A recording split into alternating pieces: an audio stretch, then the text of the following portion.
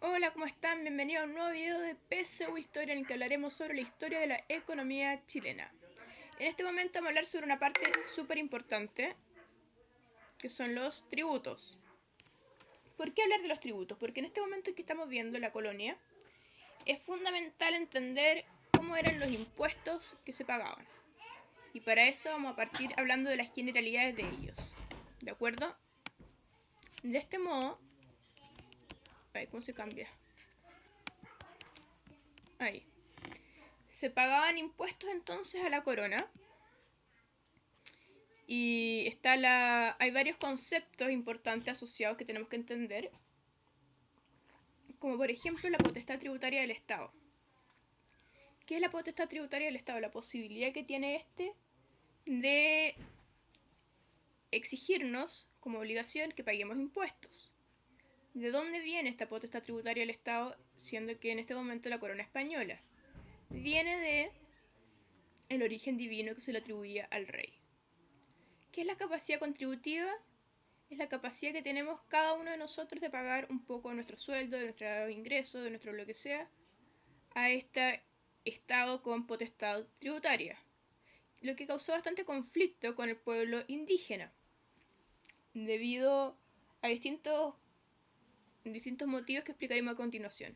Pero lo que ustedes se preguntarán entonces de dónde viene, si son bien acuciosos en sus preguntas, no sé, de dónde viene esta posibilidad de que paguemos impuestos, de dónde viene este invento. Lo que dice el artículo 20 del Código Tributario Español, que fue bastante tardío todo esto, que vino a finales del siglo XIX, o sea, mucho después de lo que se inventó el Código Tributario chileno, pero bueno, no importa.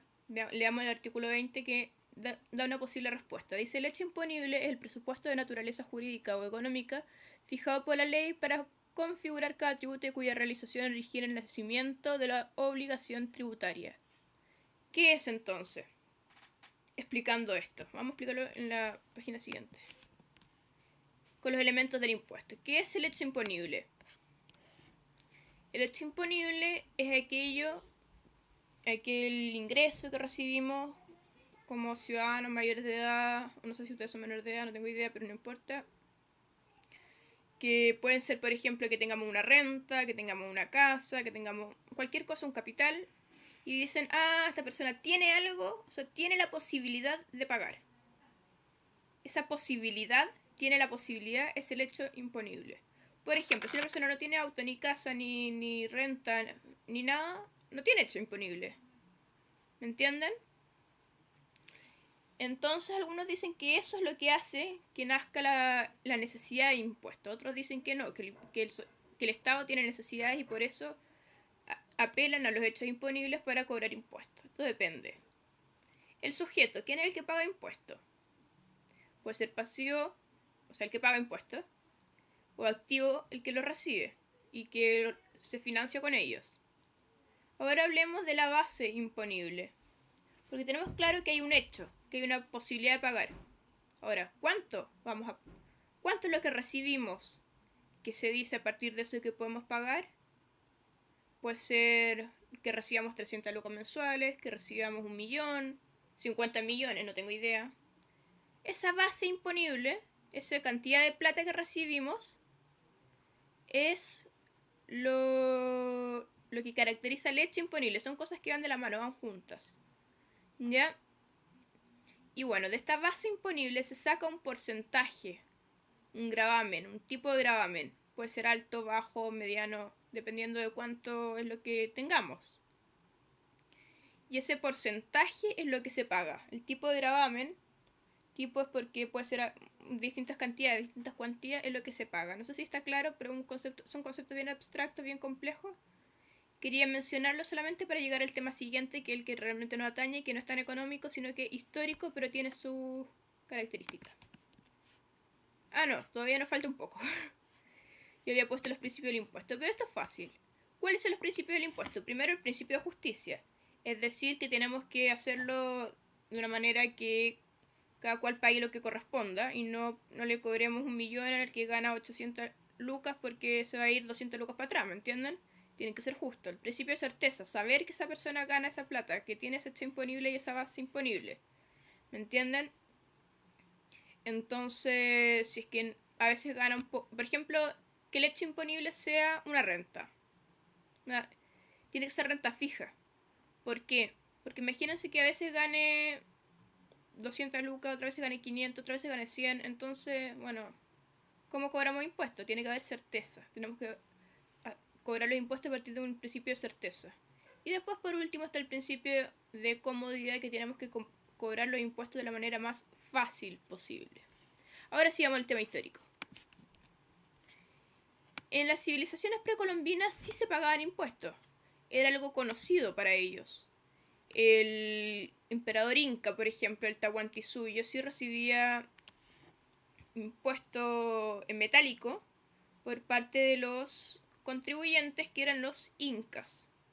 Y eso lo trasladaron a los distintos pueblos precolombinos que conquistaron, sobre todo en el norte de Chile.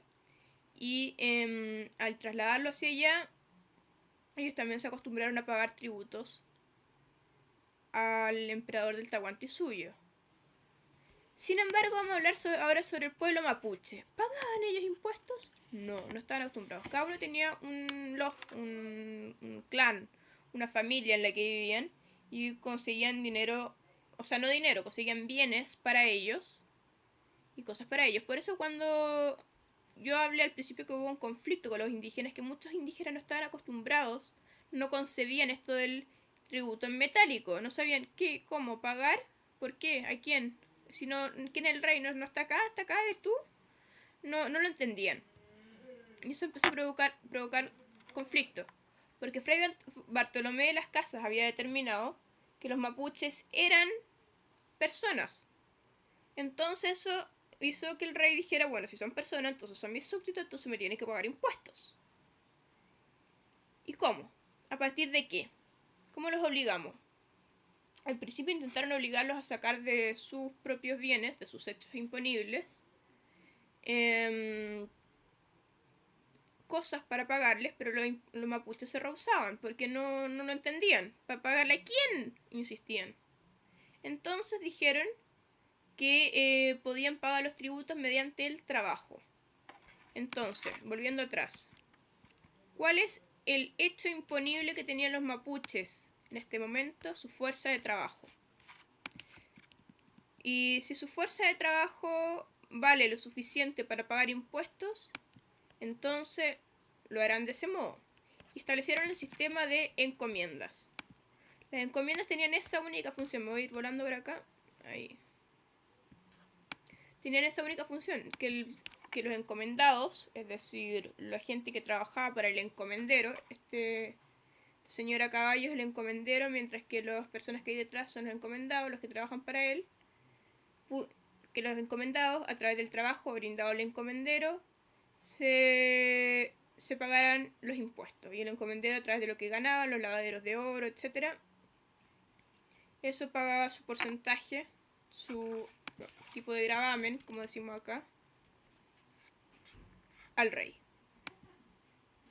Ay, me equivoqué. Ya. Tipo de gravamen, acá está.